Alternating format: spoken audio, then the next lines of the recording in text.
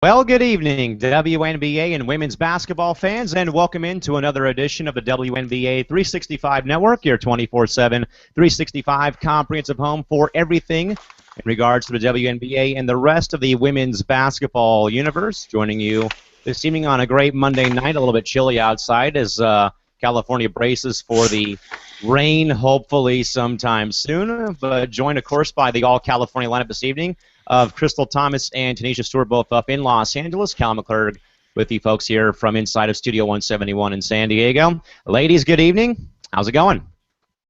I'm doing good since my Wolves won. Ha. All right. Good evening to everyone, and ready to get this show started. Let's get it cracking, KT. We will get rolling, everyone. Now, first and foremost, ladies and gentlemen, in case you guys got lost in the shuffle again, we were supposed to, again, be having a few of these shows on Friday, but as you guys may have heard, perhaps, again, I was actually given a job offer on Friday to fill in again for the San Diego Gulls, the AAA, basically the American Hockey League affiliate for the NHL's Anaheim Ducks. I announced in front of a couple things, folks. I got to announce in front of a crowd of over 10,000 people. That is the second largest crowd I've ever done announcing in front of my entire brief young career of announcing.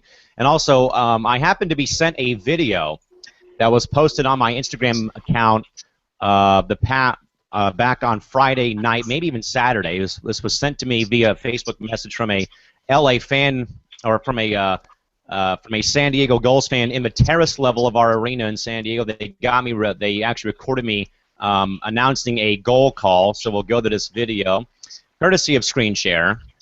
Again, we will see if we can get this working here. And let's go check things out on Instagram, and we can check this out. So here you guys go. This was from Friday night in San Diego. Hey, Callan, why don't you take it away?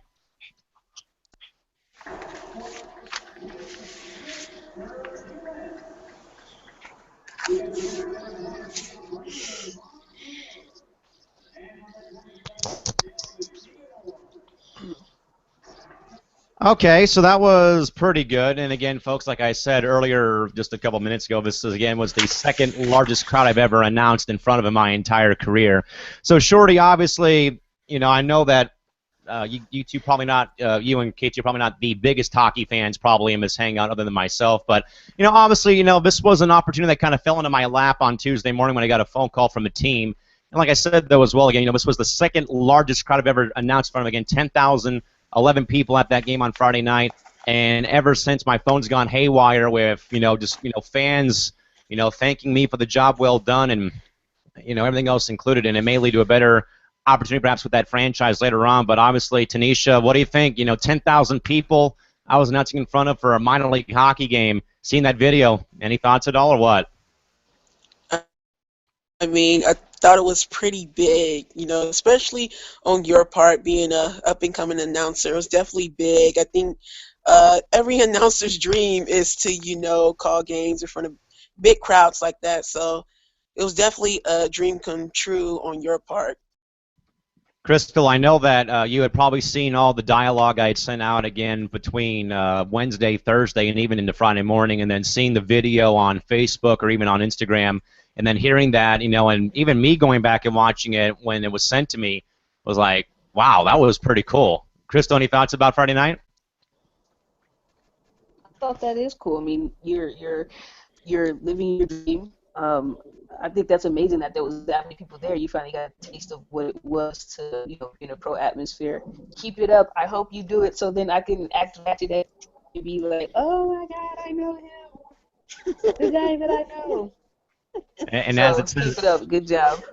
Thank you. And as it says on my website, folks, you know, everyone that knows me will be able to say, hey, I knew this guy before he was famous. So, again, I thought it was pretty cool that that fan sent that video to me over Facebook on Saturday morning. I was able to post it, of course, on Instagram. And, again, folks, 10,011 people in attendance. Again, the second largest crowd I've ever announced in front of. The first one was a crowd of over 30,000 at a Padres game when I was 10 years old on my 10th birthday back in 2003. At their former home of Qualcomm Stadium. But again, that video again, you know, again, thanks to that fan for sending that video back out to me. And hey, want to definitely, hopefully, do that again sometime very soon. Now, obviously, guys, we go from a very high point to a very, very sad, depressing low point, and this does, mix in the political world a little bit, but also does have a bit, though, of the world of sports, though, folks. But as you guys, again, probably heard, though, on Friday while I was enjoying myself at that hockey game, of course, the major news, again, from the political and from the globe, of course, the very tragic and very disheartening attacks on the city of Paris, France, of course, that included 2 bombings outside of the National Soccer Stadium and also at a concert hall already claimed by the ISIS group from Syria and across the Middle East. And obviously, Shorty, everyone's going to say, okay, I don't want to hear about this, so why are you guys talking about this? But Shorty, this, though, does affect the overseas commitments, though, of many players playing in the UK, in France, in that area. And I know that I've been in touch with Misty Bass the past couple of days. She was playing in Montpellier, France. Did come home today, thankfully safe and free of any injury or anything that may have gone on perhaps in Paris over the weekend. And obviously, Shorty, very disheartening, as we said, though, a while back when we had kind of talked about Crystal's personal story again with Chrissy Tolliver again, of how the world of sports can only play such a very small role in a incident or in something like this, of course, and it's very disheartening to see this, of course. It sadly brings back 9/11 or the Boston Marathon or any other tragic event like this. It brings the emotion out of everyone. I recall actually leaving for the game on Friday when the death toll was only at 63 people. I go into our production room after the game ends and see it climbing to almost 200 plus, and I thought, what has gone on in this time while I was announcing a game and coming back, so on and so forth. So obviously, Shorty, it does obviously, make us grieve and mourn the loss of many innocent people, but also, though, does, though, kind of bring up, though, again, the dangers, though, of the overseas commitments for any player going to play overseas because of political events and stuff like this happening. Shorty, in your mind, though, what can be done, I guess, to kind of better protect the American or anyone going overseas to play sports in the WNBA going forward in the future? Because I do have a point I want to bring up, but I want to get your take, though, first about the entire events transpiring over the weekend. It's most definitely a factor. I mean, before I get started, I just want to say, pray for the people of France. Most definitely, it's most definitely a factor because, to be honest, I'm not sure what, people can do, but I do know the players can at least protect themselves by, just following the news and headlines and stuff because it's hard to predict at any moment, what would go down, with these terrorists and bombings and everything.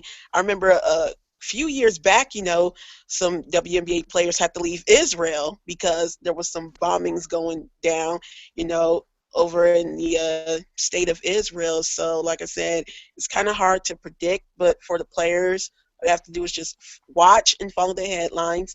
And if they see trouble, coming their way, just, try to work out a deal with the ball club there and overseas and get out of there, because it's good to be, safe and, hold safety first. So that's definitely what they have to do, to protect themselves.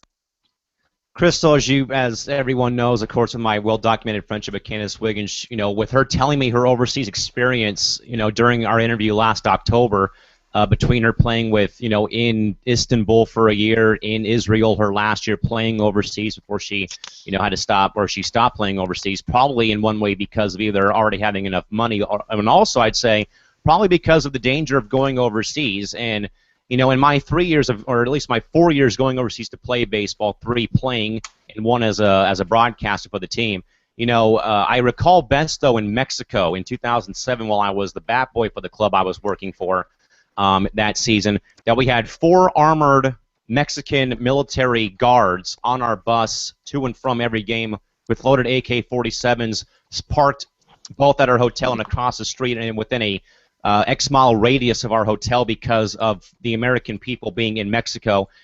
Not in the best place to be either, in the drug capital of Mexico, in Culiacan, Sinaloa, Mexico, a very, very troubling and very, very territorial city and state in Mexico. So, Crystal, obviously, now again, the fallout, again, as we know, Misty Bass, a lot of other players have left France, either to return home or go, perhaps, I'd say, even get out of contract deals with those clubs in France after the violence over the weekend. But KT, your thoughts, though, about the dangers, though, of going overseas, during the off season? What do you think and why? Shorty actually beat me to it. I was gonna mention the Israel thing. Um, I think though, I'm with Shorty. I mean, I don't know if there's much you can really do to prevent something like that happening. I mean, who knew that unfortunate tragedy would happen? So I have to agree with Shorty. I mean, just watching the news, staying safe, telling the ball club like, hey man, I mean, I know I have a contract here and I know this, that, and the other, but I got to go home. It's not safe for me here. And I think for the most part, the clubs will understand. I remember, like Shorty was saying 2 years ago, Sade Houston was in Israel when they were having their bummings there, and she just went straight home along with the other players. So, I mean, that's the only thing you can do is just try to stay safe, and if you can, just make it home. Guys, I was actually talking to because my two cousins held their birthday party at Petco Park, the Padres Stadium, on Saturday before I went and worked SDSU football on Saturday. And one of their friends' his dad had approached me because they heard about me doing all my announcing stuff. And when I brought up about the WNBA in the off season, I told him though that most times though, guys, that the governing body or the league that they play in I'd say that they do a pretty good job, maybe even maybe a job well done of keeping these players safe though during these tumultuous times, in the Middle East, Turkey, Israel, and now even in France now. I mean, I think that the leagues though, I think Tanisha, that I think that they go all out, I guess, to try to protect these athletes during the times that we're kind of stuck in, of course, with the violence, of course, across the Middle East, in Syria that spreads over into Turkey, and now with Paris, of course, going on. I mean, and also, to kind of bring this up as well, Shorty, kind of back home as well. The international team I was playing for, the tournament next year is going to be held in Seoul, South Korea. I've had second thoughts about going because of the tension going on between the North and South, plus the North and the U.S. as well. So there's obviously a lot of hurdles and obstacles, that may prohibit me from going this year on the trip to the overseas trip for the baseball team. But sure, though, in your mind, though, I guess kind of to bank on this one more time, though, but what can the leagues or governing bodies of these leagues, though, do, I guess, to kind of, protect these athletes and these teams that, have these foreign players from America on them during what's going on right now at this point in time in society? Well, like I said again, they should, just put like a clause into their contract, so when things like that come up, allow the players to go home without incident. And of course, if they may be stuck there, hopefully maybe the team can provide some kind of housing, shelter, for the players, because as of right now in France, there's no travel. They've closed up the borders, and so no one's entering or leaving. So I'm not sure. You brought up Misty Bass playing there. I'm not sure if she's even allowed to leave the country of France yet, because they've locked everything down, to prevent any more attacks from happening in the upcoming days. So those are a few of the things that the team, clubs can do to protect the foreign players that's there. Tanisha, I do actually want to follow up on your story. Shane Boyd, the backup quarterback for the Arizona Rattlers, Misty Bass, the significant other, did say, though, that Misty is back in the U.S. Again, did leave today out of a different country because, of course, France, of course, as we know, did have, of course, to shut down the borders. She actually did get permission to leave from Paris today to go back home to the U.S., so she is safe and sound back home here in the States. And mercifully she is after, again, what happened over the weekend. Crystal, I want to take a quick line, though, from Bridget Nielsen, who played Ivan Drago's wife from Rocky IV, who said it best to Apollo Creed's wife before their big fight in Vegas in the movie. She said, they're sportsmen, not soldiers. This is what I think, though, is, they realize that they are not there, for political reasons. They're there to, for one, get better pay and, and I'd even say better equality playing their sport overseas. But again, they're not over there, though, fighting wars and stuff. They're over there just playing the game of basketball and what they do best. So, Crystal, in your mind, though, what can be done, though, to further protect foreign players going over into these, these war-torn countries and these war-torn areas over the off season, just for the right to play basketball? I do know a lot of teams take their foreign players very, very, very seriously. So I think what they're possibly going to do to ensure more of these foreign players' safety are probably just going to probably give them security guards. I mean, one of my coaches from my past team, she I forgot what country she said she went to, but they used to have security guards surrounding the American players because of situations like this. And I mean, I don't know if a team would be willing to do that.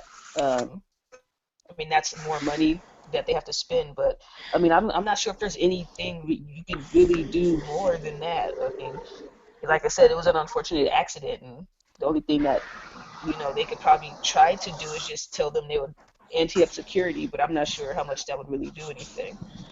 And like I brought up too earlier in the block, though, guys, as well. Again, like I said, more so in Mexico in 2007 is where I had the full security escort of the Mexican military. Everywhere we had gone and went. Between having 4 to 6 armored military troopers, on the street corners with loaded AK-47s, and also getting police escorts on our team bus anywhere we went.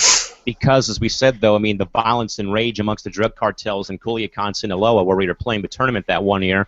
And then I think that was, well, in Italy in 2009 as well, our Best Western Hotel was right behind the American Embassy for Italy. So, we kind of felt like we were close to home because, anytime you go on a U.S. embassy, it's the equivalent of you being on American soil. So, we kind of felt protected that way, too. And there was also 8 different Italian fighters or military troopers in their small little vehicles stationed on the corners with loaded guns just in case something happened because, again, you never know with what goes on. But, of course, folks, obviously a very troubling and disturbing and very despicable act of terror, again, rained down on the city of Paris, France on Friday night, again, that had over 163 people killed and much more, but also did affect the women's basketball world, of course, with a lot of the players being over in that area. And as mentioned earlier, but again, Misty Baskin did leave Paris and did leave her club in Montpellier, France, and is back home in the U.S., back home in Houston right now, again, after what had occurred over the weekend over in Paris. And again, thoughts, prayers, and condolences to anyone affected by this tragedy. And obviously, Shorty, before we do move off topic here again, obviously we've seen the outpouring of support and love for the city, for the country of Paris, but also, Shorty, a lot of other small things on the table. Other than Paris, of course, there was a hurricane in Mexico, another earthquake in Japan, some other bombings in the Afghanistan, Baghdad area. So obviously a lot of other stuff going on at this point in time. Just going on in general at this point with some global tension and global conflict. And Shorty, I want to kind of bring this up real quick as well. Now, obviously, Shorty, kind of put yourself in my predicament for next year again. The tournament again that's being held again for the team I was working for, or am still working for again, is in Seoul, South Korea. So obviously we know that the South and the U.S. have been buddy for God knows how long. But again, but again though, I've been rethinking to myself though again about this because this is a pretty big decision to make here. Other than going to Hawaii for a week, and then going from Hawaii to Seoul, South Korea for this tournament, is it worth the risk though of going over there, knowing again that there's a lot of tension going on between the North and South, and obviously of course with the U.S. and the North side as well. And obviously I'm not here to be Dennis Rodman, Shorty, but any thoughts though that you may consider though, any thoughts that I may have to consider though in your mind about going to Seoul, South Korea next year? Now obviously again, like I said though, the South and then the U.S. are all lovey-dovey with each other. But again, though, any possible thoughts though that you may have, or second thoughts that you may have though about anyone, or even myself for that matter, traveling somewhere where it is a war-stricken area in your mind? Well, I'm going to be completely honest with you, because you my dog, and for your safety, I mean, you said that there was a little bit of conflict, or maybe more than a little bit, going on between North and South Korea. So definitely keep your eyes open to that. And the same thing that I said with the players will most certainly apply to you. Watch for the headlines, So just in case, when you get possibly ready for that trip, if everything, hopefully is smooth over, maybe then you can go. But if you see signs prior to heading, to South Korea, possibly about, strong conflict or whatever the case may be, then it would be preferable for you to stay. So I'm just giving you a heads up. I don't want to scare you, but I also just want you to watch and be aware, because the last thing you want to do is get caught up into something that hopefully, ends up not playing in your favor. So definitely watch out, be aware. Crystal, like I said here again, I'm not going over to South Korea to be like Dennis Rodman and try and do baseball diplomacy like he tried to do in the North with what he did, what he had done earlier in the year, of course, which of course got a pretty bad rep from the NBA and the other governing bodies of basketball for what Dennis, of course, did. Again, I'm not going over there to do that. Again, this is strictly, of course, for a baseball tournament, but of course, so is me going to see a different part of the world. But again, though, Chris, like Chris said, though, there is that small little percentage, though, in my head, though, saying, is this really a good idea? You second guess yourself sometimes, and I've been kind of doing that ever since it was announced that it would be held, that the tournament would be held in Seoul, South Korea. So, Crystal, though, any other thoughts, though, perhaps about going to this, war-stricken area, perhaps in your mind? First, I want to apologize. I'm getting attacked by a poster behind me. Second, when posters attack. It was weird. It was crazy. Second, like Shorty said, be aware. But I think you should go. I mean, my cousin, he was in the military, and he was forced. I'm sorry, my mind's going crazy. He was stationed out there, not forced. He was stationed out there, and everything was fine. And Monique Curry is out there. She's enjoying it. She's eating fine cuisine, playing basketball, eating pizza. She's having a grand old time. So I think you should go. You should probably, if you just watch the headlines like Shorty said, but I think you should go. I mean, you just always have that little, I guess you could say, that little person on your shoulder that's just telling you to be careful. But I think you should go. I mean, I think everything will be okay.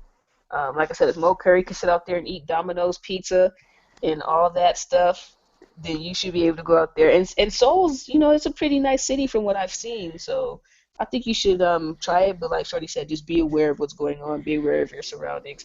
And if this poster doesn't stop bothering me right now, we are going to fight. But yes. When posters attack. That is a new one, folks. That is a new one, to say the least. Luckily, all my posters are taped up on my bedroom wall over here, and of course the newspapers have been up, and I have one more that I've not put in a frame yet that I need to put in a frame sometime soon. But okay, so we got a new one. We've got we've got posters attacking our co-hosts now. So yes, and ironically, it's a poster with Faraya Abdi on there too. I think she's trying to tell me something. Oh!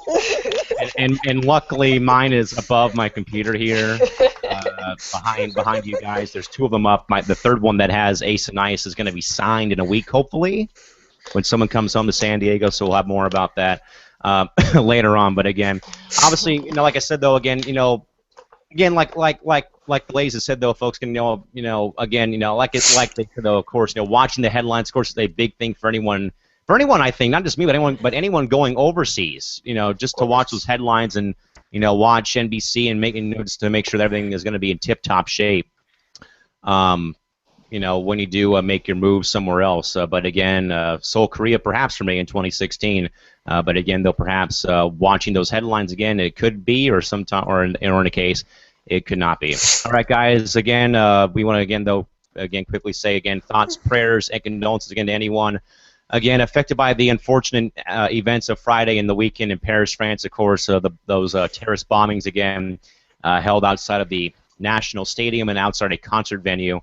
As well, and again, for the folks in Paris and most affected by any other things that went under the radar on Friday, we are all with you, and you are all with us in our thoughts and prayers. With that, though, guys, we get to our 11th team recap of the 2015 season for the three-time WNBA champs, the Minnesota Lynx, who, in my opinion, had a pretty easy yellow brick road to the finals, of course, with a very, very downgraded and very down Western Conference, of course, with, of course, the Phoenix and LA, of course, having both of their star players or two or more of their star players sitting out of the season. Lynx finished the year 22-12 in first place in the conference, breezed by LA in 3, sweep Phoenix in very controversial fashion in the Western Conference Finals, and also as well win the championship over Indiana in a hard-fought series as well. Okay, Shorty, so you heard me say pretty much the championship given to them on a silver platter this year, of course, as we heard the news again about Phoenix and LA both losing players due to rest or overseas obligations.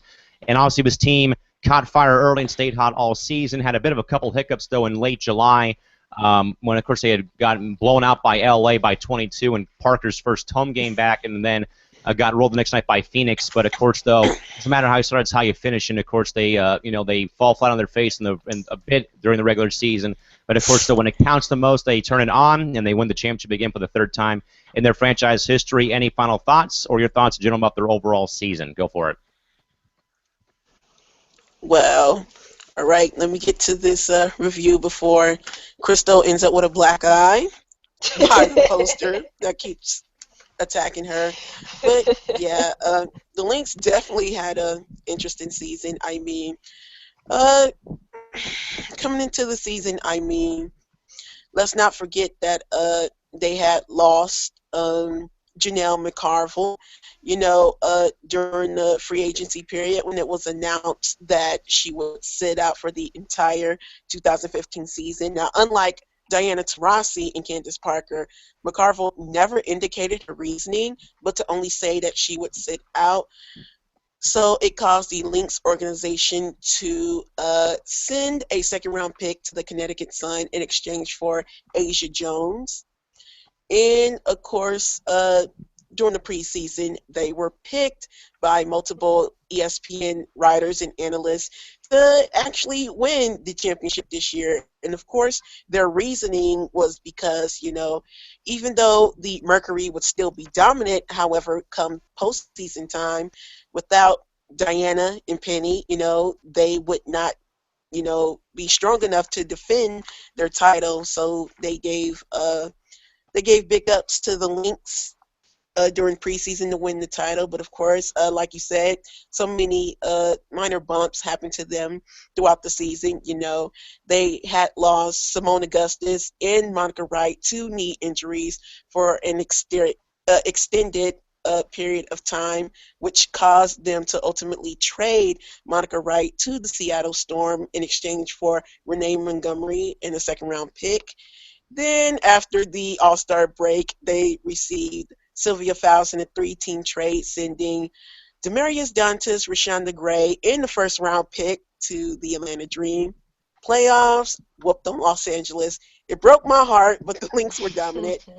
Swept Phoenix, and then, fought in a tough 5-game series against Indiana, ultimately prevailing. Won their third title, with Sylvia Fowles being named Finals MVP.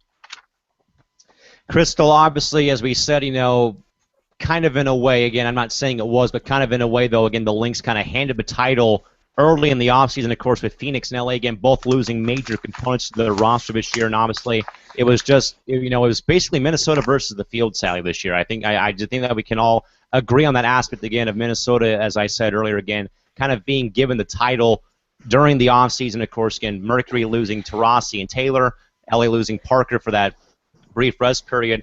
Crystal, your thoughts on their entire season? What are they, and go for it? Minnesota's season, it was I don't know.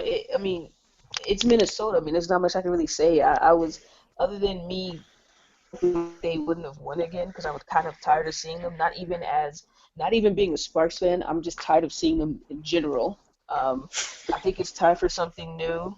I'm just saying. I think it's time for something new. I'm no shade. I'm tired of seeing of Minnesota there, and it's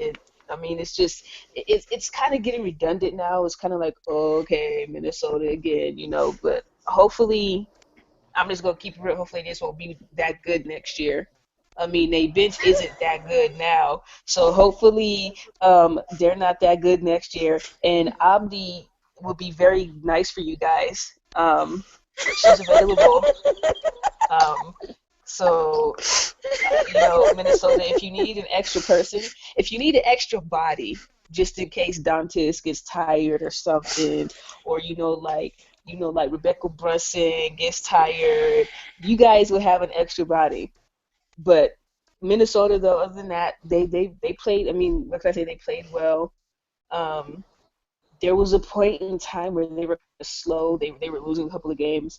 If you'd have asked me if they would have gotten past Phoenix in the playoffs, I would have told you no. But unfortunately, we all know that whistle heard around the world said otherwise. So, but like I said, Minnesota, I'm just kind of tired of seeing them in the finals. I just want something new, but they did all right or whatever. They did okay.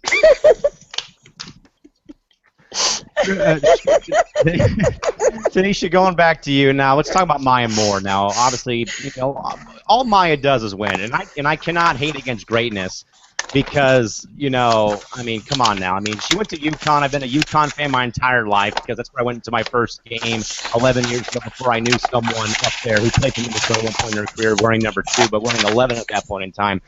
Tanisha, on your mind though, I mean, is there really a way though that Maya Moore can be stopped really? Because I mean, she has played out of her mind the past couple seasons and has really, and has been obviously not just the face of the Lynx franchise, but I think though that one of the faces and cornerstones of this league though as well. Tanisha, any thoughts about Maya Moore's 2015 campaign in your mind and why? To answer your first question, can she be stopped? Hell no. And for Maya Moore, I mean, she had a spectacular season. I mean, let's talk about the Maya Clinic.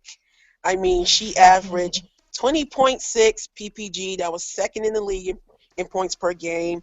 6.7 rebounds, 3.5 assists.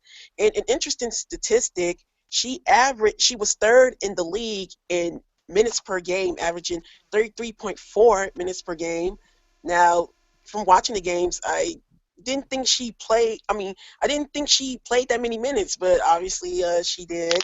And then she amped it up in the playoffs, averaging 23.4 PPG, 7.3 RPG, and 2.6 assists. So yes, she went crazy. And just quickly, there's a thing, So a couple of shows ago, I think we had a discussion as to whether Maya Moore is a player coming into her prime or is she in her prime today.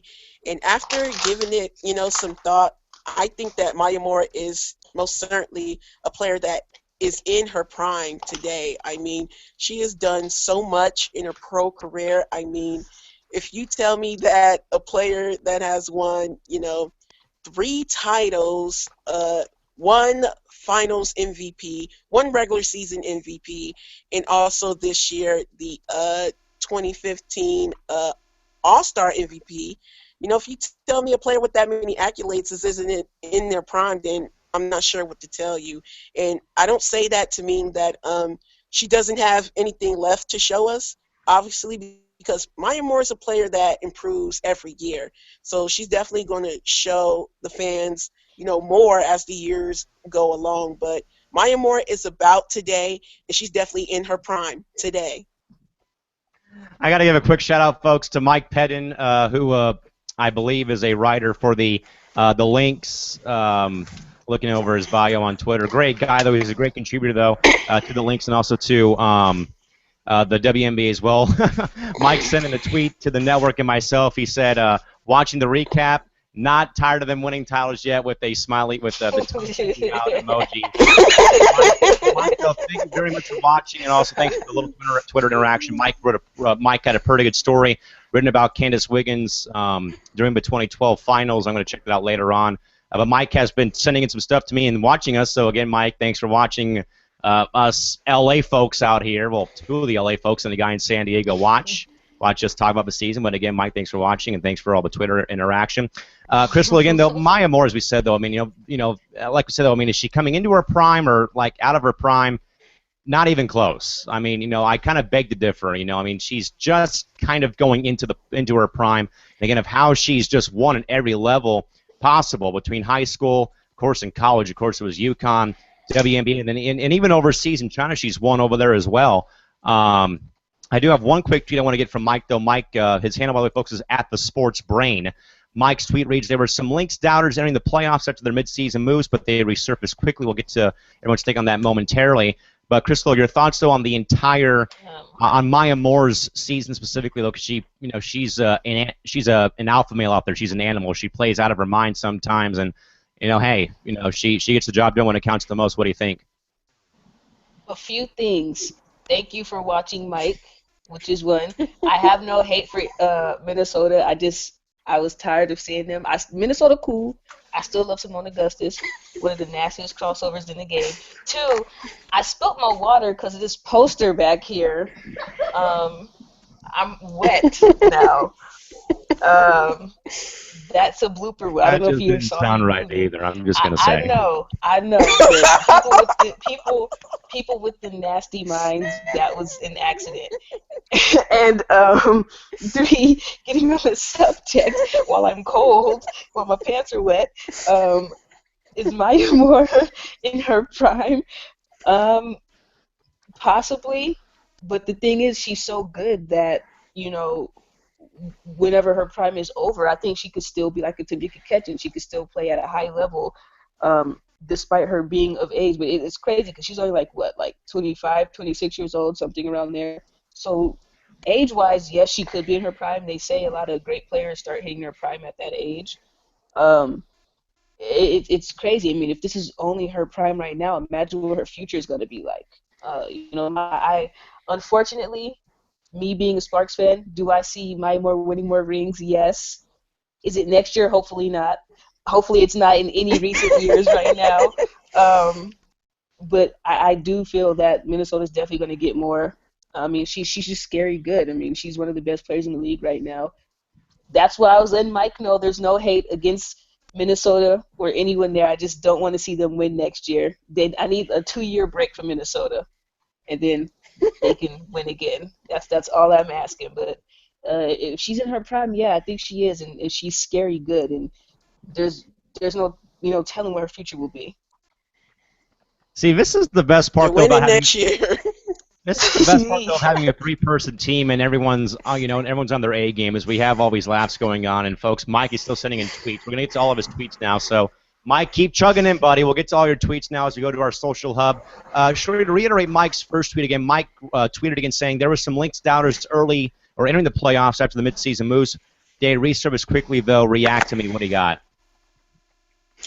There were most certainly Lynx doubters, but the funny thing is the Lynx doubters were actually the Lynx fans themselves. I mean, I heard so much chaos during the Sylvia Fowles trade.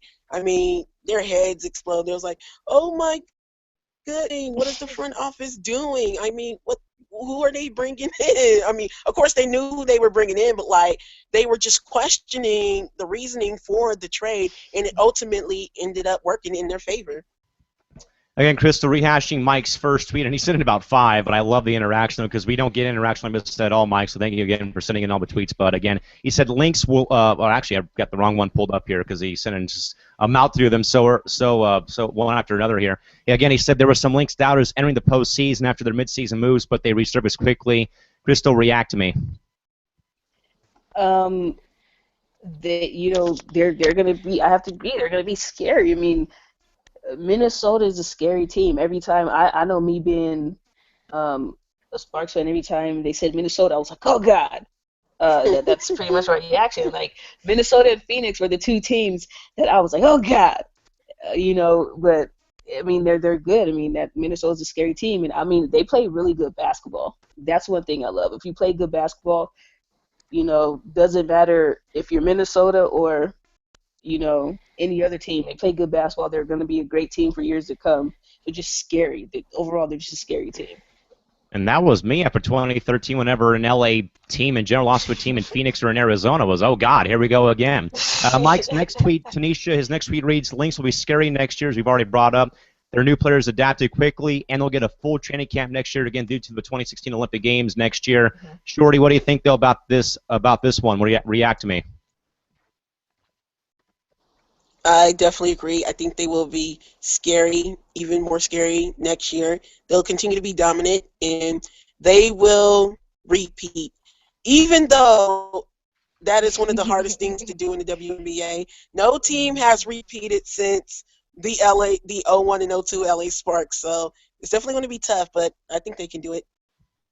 And Crystal, Mike's second tweet of a barrage, he sent it again. He said, Lynx will be scary next year, but we've already touched base on that. Their new players will adapt quickly, and they'll get a full training camp next year. React to me.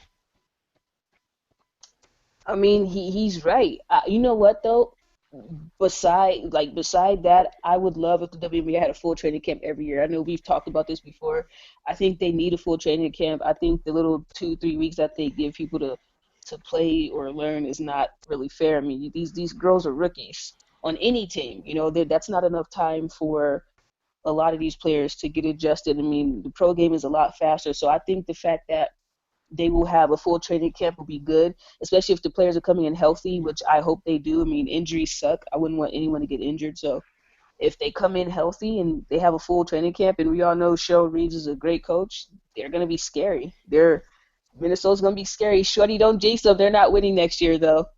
That's Yes, not happening. Not on my watch. Mm-hmm. I will every time they come to Staples, I will personally go down there and block a shot myself. Every time. They can't do it. Not on my watch. Nope. Y'all gonna watch TV. Y'all gonna be like, who's that chick with that orange shirt on? It's gonna be me blocking every shot. Yep. Okay, Crystal Griner. Okay, I think we have lost control of our navigation system on the night show, folks. It's probably one of the better ones we've done so far. Okay, we got one more tweet from Mike again, folks. Mike Pettin, again, a great writer for the Minnesota Lynx, and he sent in one more, but we'll get to this one before we get to Mike's next one. Okay, this next one reads, and we'll start with Tanisha on this one. He says, another reason the Lynx keep winning is their crappy trading, which makes up for low draft picks every year. Shorty, what do you got? 100. Agree. I mean, they're always 11th and 12th in first round, so they make up for it by doing smart trades. And the 2 trades that they made this season, bringing in Renee and Sale, was definitely big. So definitely agree. Again, Crystal. Mike's other tweet said another reason why the Lynx keep winning is their crafty trading, which makes for the low draft picks every year. What do you got? He's telling the absolute truth. You haven't heard of the Lynx being. Have they honestly drafted anybody? Like, when's the last? I mean, Dantas, right? Or did they get her through the trade? They got her through a trade, right? If I remember correctly, you really don't hear them drafting that much. They're like the Spurs. It's kind of like, when's their draft? Who do they draft? They have they. I don't even think they really need to draft. They're so deep in that team. Their front office does so well with who they pick up. So I agree with them. I totally agree. And to answer your question, Mike, your highlight video will be okay with me. I am not biased. You're awesome. I was just gonna say. I mean, this is pure comedy tonight. And again, Mike Pettin, again, folks, at the Sports Beat on Twitter. Please follow him right now because this guy is absolutely incredible. Again, covering the Lynx and covering women's hoops on every avenue. Again, he actually tweeted, folks, Crystal might not like the upcoming 2015 Lynx season highlight video with the tongue smiley face. And he also said, though, and yes, Lynx fans were getting paranoid. And sure, though, I think, though, that in any case, other than part A of a tweet, anytime that you have a good season or you're starting off hot and you start losing games, you kind of get a bit paranoid. I know that myself with a couple teams I work for, especially the university I announced that, and well, now even the hockey team I started working for, or just did that one night for on Friday, was when you have a long run of success and then you hit failure. It's like, oh my God, the village is burning down basically. So Shorty, any thoughts about part B more so than part A of Mike's tweet? What do you got? I mean, like I said, and I have to be honest, it was pretty much some overreaction. I mean, look, some moves were made, but hey, things worked out, the way they should. So chill, Lynx fans. You guys don't have anything to be paranoid about. You guys knew you were going to win. Stop. Just stop it. You guys knew, so there it is. Okay, Crystal. So now you got some explaining to do because you're in this tweet again. Mike, again, folks can tweet it. Crystal might not like my upcoming 2015 Lynx season highlight video, and yes, Lynx fans are getting paranoid. So, Crystal, you explained us over part one, but also though your thoughts about the fans getting a little bit antsy, I guess, when the going got tough. I want to say on the first try, he almost got my name spelled correctly. I've never had that happen before. So he gets That's a rarity cookie for that one. A very rarity. Like I said, Mike, you're cool with me. You're cool with me. Like I said, I'm not biased, so it'll be all good. Just don't have them have too many Sparks highlights in there, because then I might cry. Me, even though I am from Chicago originally, if I see my Sparks in there one too many times, I'm probably gonna shed a couple of tears, because some of the things they did to LA this season, man, I'm telling you. But yeah, I agree with Shorty. Even honestly, in all seriousness, I thought it was either gonna be Phoenix or Minnesota who won the finals, and Minnesota won. So for non-Lynx fans to be better fans to the Lynx than Lynx fans is kind of weird. It's kind of crazy how you have fans that are, especially with the Sylvia Fowles trade. I mean, it ended up working out. They needed a body. They got a young and tender, as they call them. That sounds like a dating line. Why did I say that? But they got somebody much younger. It worked out. They got the title. She ended up being their finals MVP. She ended up being very, productive for them. So it was just like Shorty said, relax, Lynx fans. You can chill. You guys won, but you're not winning. You're not winning it next year, though. You're not winning it. They are. Every time Maya Moore steps on the court, I'm blocking her shot. It's not going to happen. No, we can't have it. We can't have it. Tanisha, I'm just gonna ask you this question: which one's worse, the Dallas Diamonds joke Crystal made about it being a name of a strip club, or the one that she just made right now? Dallas Diamonds. Dallas Diamonds by far, because this is supposed to be a family show, PG-13 rated at least, and when you hear the word strip club and strippers, I mean, it's getting rated M for mature, so I'll go with Dallas Diamonds being a strip club. All right, we had one more tweet on the hub here, folks, from, let me go find the handle real quick, from @MayaClinicClose. They tweeted to both Mike, myself, and the network. They tweeted, we know he was going to win the title, Mike, so yeah. I mean, they knew it at least, so at least someone knows that they were going to win at least. You guys are smart. You guys are smart, dedicated, and I'm not even being funny. You guys are smart, dedicated Lynx fans, because I had some Lynx fans that were not very sure, and I just kind of looked at them, was like, why? I mean, they're the closest thing to a dynasty. Phoenix and Minnesota are the closest teams that we have to a dynasty right now, and for some of their fans to not think that they were gonna at least taste a little bit of the finals was just crazy to me.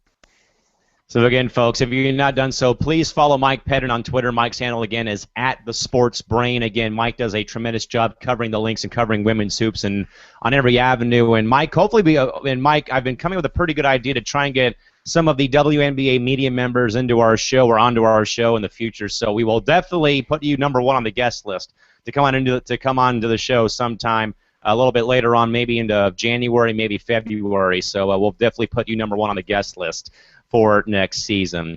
Shorty, going back to you, obviously Cheryl Reeve, of course, the captain. You can kind of say of the Minnesota Lynx cruise ship every year. Of course, the head coach again, having another productive season again at the helm again.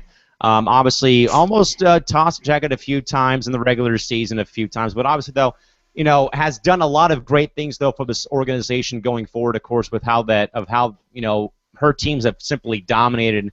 In many recent years, of course, with the first title for them in 2011, of course, 2013 and 2015, so on and so forth. Shorty, though, your thoughts, though, about Cheryl Reeve and the job she's done, though, for the Lynx in the past few years? I mean, I think she has done one hell of a job. I mean, she basically, rebirthed this franchise. Now, just remember, Lynx fans, you guys were lottery chumps. Okay, no disrespect. I'm sorry. You guys, we're in the lottery almost every year. But then you got that one diamond in the rough in Maya Moore. And then, Cheryl Reeve come in, and she just changed the entire culture of the franchise, making, smart moves, bringing in, great players, and definitely changing, the offense, bringing in a better system. And she got them to, definitely be from worst in the laughing stock of the Western Conference to first and dominant, and now having every other conference team crying in the Western Conference. So, like I said, she came in, changed the culture, changed, everything that they formerly did for the better, and now have them, having winning a three, franchise championship. So she definitely did her thing. And I'm sure that Mike and other people realize that only two of the three people are kind of banging on the Lynx right now, and the guy in the white shirt with Pigpen on it is not the person doing it. It's the other two in LA. But hey, your fan who comes out of you sometimes, and hey, this happens all the time. So Hey, it's no hate. It's there's no hate. They know our hearts. It's just that when your team gets beat by the same team for a couple of years now, you don't want to see it anymore. Okay. Hey, they're the champs, so they can afford to take a couple of punches or two. They're especially with Mike, he just tried to troll me saying past the Western Conference. That's why I laughed. I didn't mean to laugh during your speech, Shorty. I just read a tweet from Mike, who's cool, by the way. It was cool. It was cool. He made me laugh because he said that if I don't want to cry, skip the highlight about the Western Conference. And, he specifically said semifinals. He didn't say the whole conference. Oh, semifinals. Well, yeah. I'm sorry. Thank you for the correction. I'm sorry.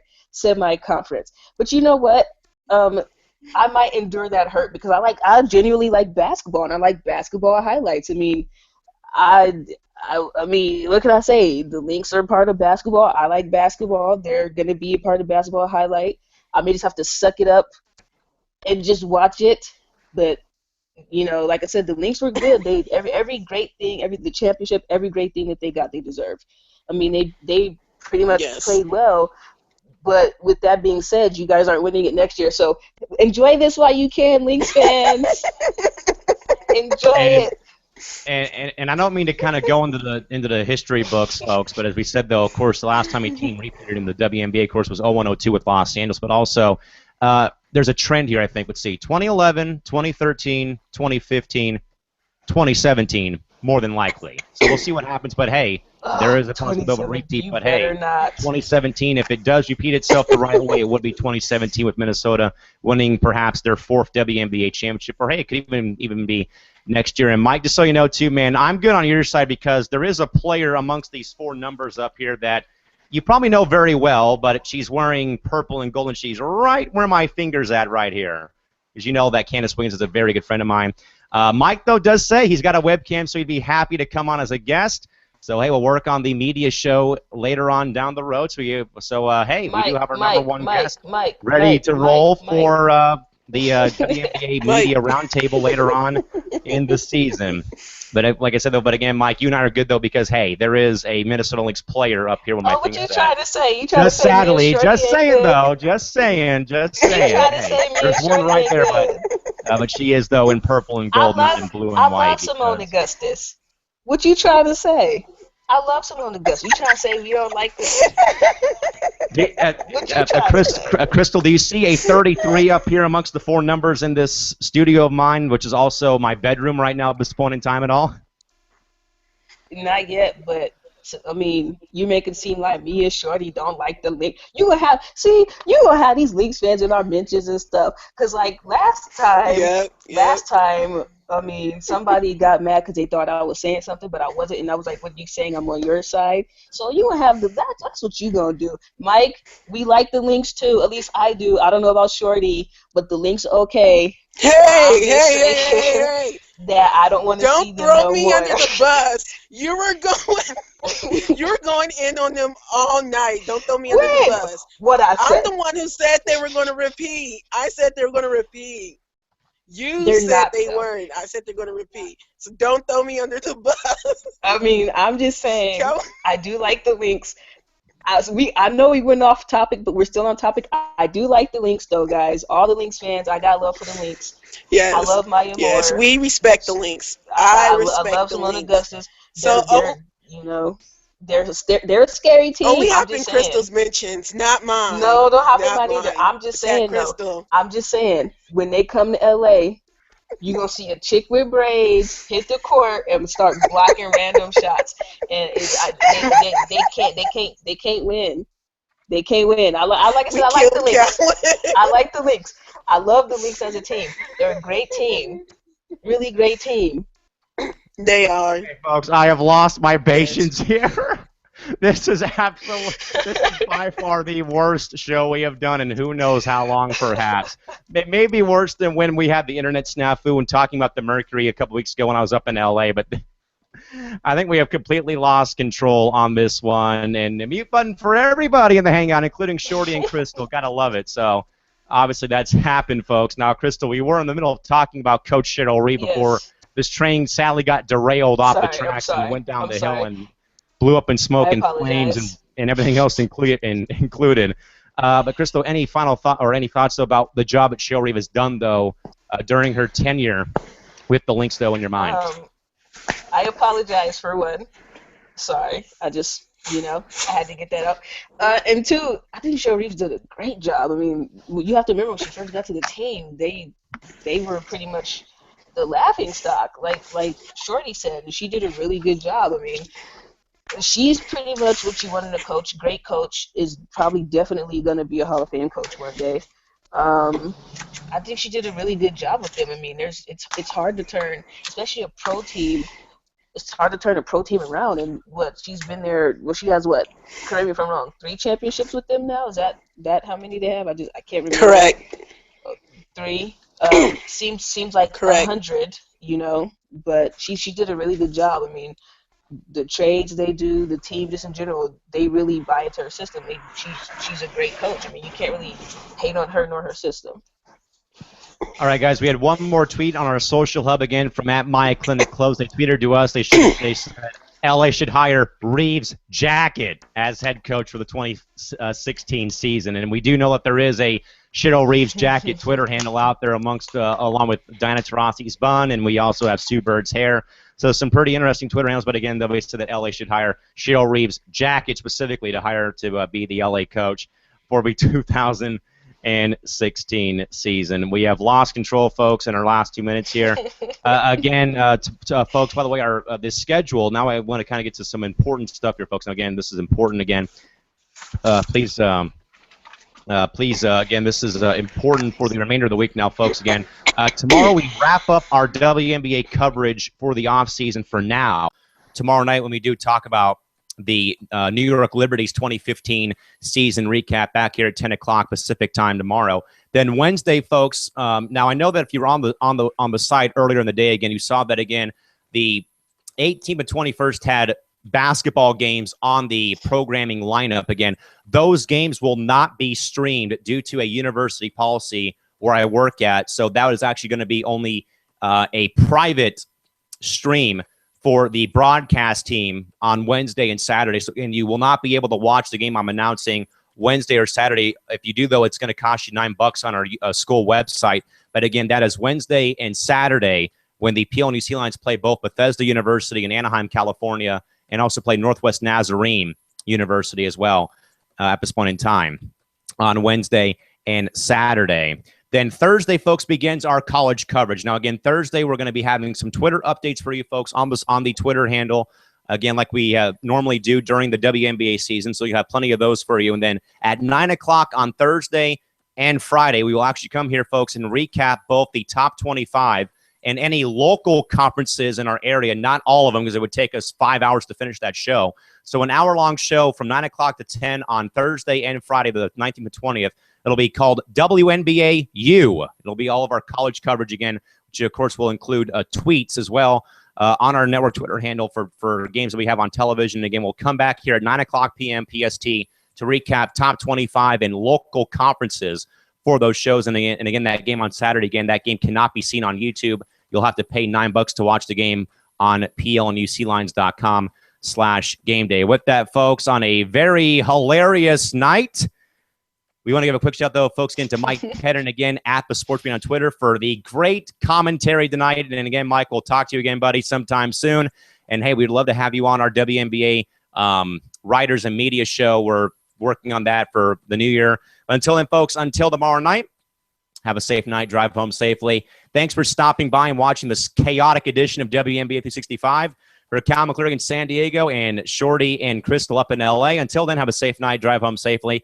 Thanks for stopping by. Good night. Now, this has been the WNBA 365 Network covering the WNBA in the women's basketball universe. See you tomorrow night. Bye-bye.